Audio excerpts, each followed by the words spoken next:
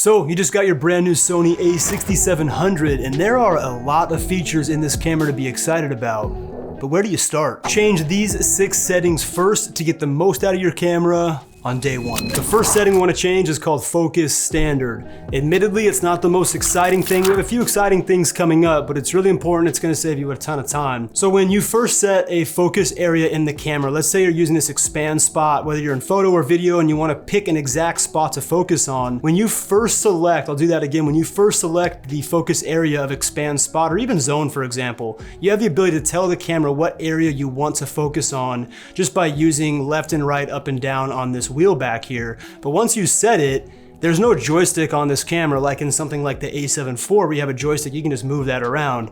So you have to go all the way back into your focus area, go back and reselect it, and then you can move it around. Or I've custom mapped button C2, custom to something called Focus Standard. I'll show you where to get that in just 1 second. As soon as I have a certain type of focus and my focus spot selected, let's say for this expand spot, let's say I want to change it really quickly, all I do is tap C2 or my Focus Standard, and that gives me the ability to immediately go ahead and move that without having to cycle back through, grab that area, expand spot again, and then move it around. So save some time with 1 click. Here's where that lives. So I'm in the menu here at the very bottom under this briefcase. I'm gonna go to Operation Customize, and you can do this for both photo and video. I'll just show video for now. And then what I've done here, I'm gonna go to, I've mapped mine to this C2 button up here. You can put it really anywhere you want. This makes sense for me.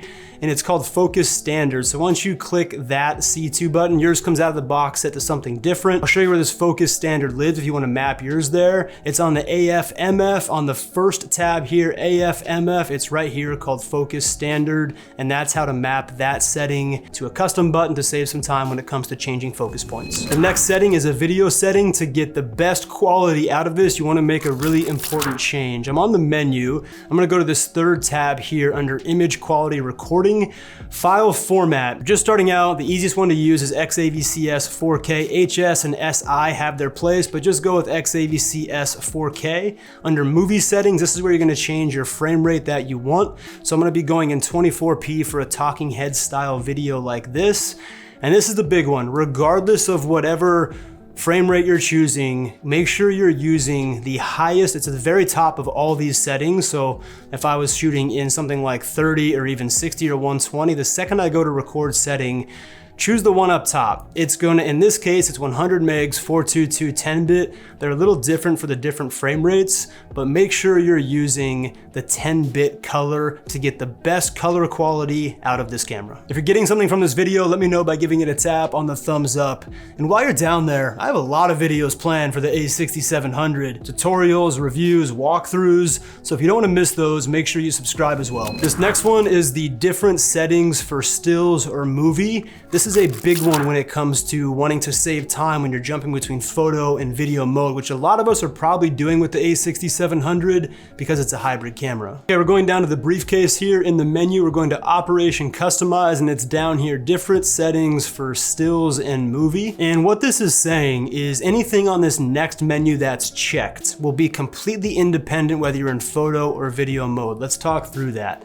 I check all of them. I suggest you do too. This works really well for me. This essentially means that every single one of these settings that we have available, when we're in photo mode, let's say that I have my ISO at 500 when I'm taking photos. When I jump back to video, if this is unchecked, that ISO will stay at 500. A better example is probably shutter speed. Let's say I'm shooting video and I've got my frame rate at 24 frames a second, so I probably want my shutter at 1/50 to be as close as double the frame rate as possible. I'm not really gonna change that shutter speed when I'm shooting in 24 frames a second for video. But then I jump over to photos and it's really bright out, so I crank my shutter to 1/4000. When I jump back to video mode, if this is not checked, it's gonna stay at 1/4000. You gotta go back and change your shutter back to 1/50. But if you check every single one of these, when you change from photo to video, these will stay in the settings that they were in when you were in photo, the last time you're in photo, even though you switched back to video and came back to photo. So it keeps them completely independent, saves a ton of time.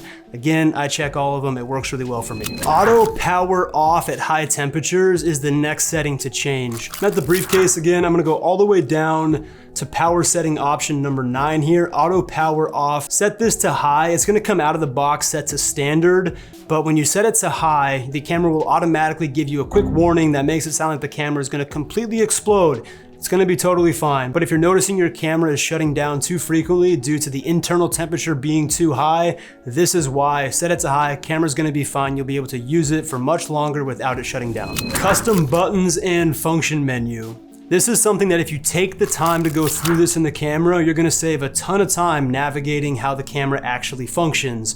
When it comes out of the box, every button is gonna be defaulted. I don't find that to be very efficient or effective. Here's what you wanna do. I'm down here in the briefcase, Operation Customize. You can do this for both photo as well as video, and we'll also talk about this function menu setting as well. I'm gonna provide a link down below if you wanna download. I'm gonna put every single setting for how I have every single one of my custom keys set in this camera. I've been using Sony cameras for a while. It's how I set all of my Sony cameras up that I found to be extremely effective for the most used functions, both for video as well as photo. Additionally, this function menu settings, these are all customizable as well. These are what show up when you hit the function menu on the camera. So take the time to go through and customize these. Again, link below. I'll put this guide up on exactly how I have mine set if you want to copy that. And lastly, let's talk a little bit about photography and how to get this camera set into RAW. First thing on the toggle up top, make sure your camera is in photo mode.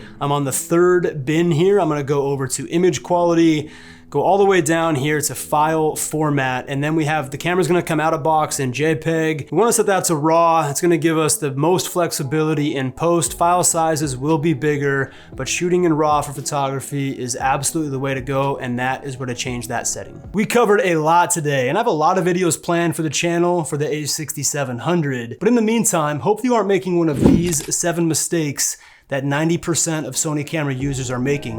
I'll see you in the next one. Take care. See ya.